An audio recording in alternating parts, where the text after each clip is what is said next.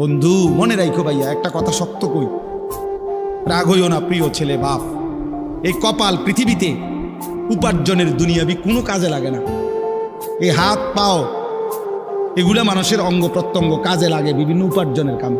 এই কপাল এটা দুনিয়াবি কোনো কামে লাগে না।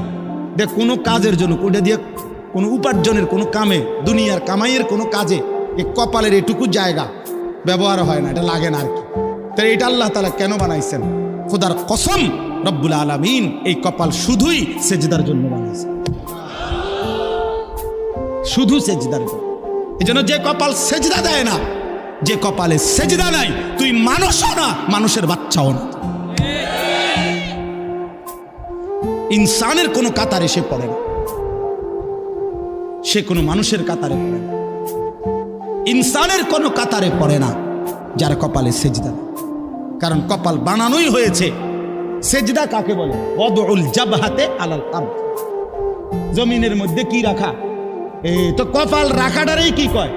তার মানে সেজদা কপাল। কপাল বানানোই হয়েছে কিসের জন্য? বন্ধু মনে রাখো ভাইয়া, একটা কথা শক্ত কই, রাগ হইও না প্রিয় ছেলে বাপ। এই কপাল পৃথিবীতে উপার্জনের দুনিয়াবি কোনো কাজে লাগে না। এই হাত পাও এগুলা মানুষের অঙ্গ প্রত্যঙ্গ কাজে লাগে বিভিন্ন উপার্জনের কামে। এই কপাল এটা দুনিয়াবি কোনো কামে লাগে না। দেখ কোনো কাজের জন্য ওটা দিয়ে কোনো উপার্জনের কোনো কামে, দুনিয়ার কামাইয়ের কোনো কাজে এই কপালের এটুকু জায়গা ব্যবহার হয় না, এটা লাগে না আর কি। তাই এটা আল্লাহ তাআলা কেন বানাইছেন? খোদার কসম রব্বুল আলামিন এই কপাল শুধুই সেজদার জন্য বানাইছেন, শুধু সেজদার জন্য।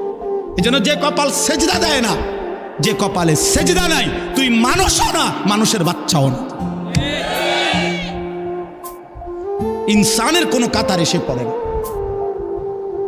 সে কোনো মানুষের কাতারে পড়ে না। ইনসানের কোনো কাতারে পড়ে না যার কপালে সেজদা। কারণ কপাল বানানোই হয়েছে। সেজদা কাকে বলে? ওয়াদউল জাবহাতে আলাল আরদ, জমিনের মধ্যে কি রাখা। এই তো কপাল রাখাটারই কি কয়? তার মানে সেজদা কপাল। কপাল বানানোই হয়েছে কিসের জন্য?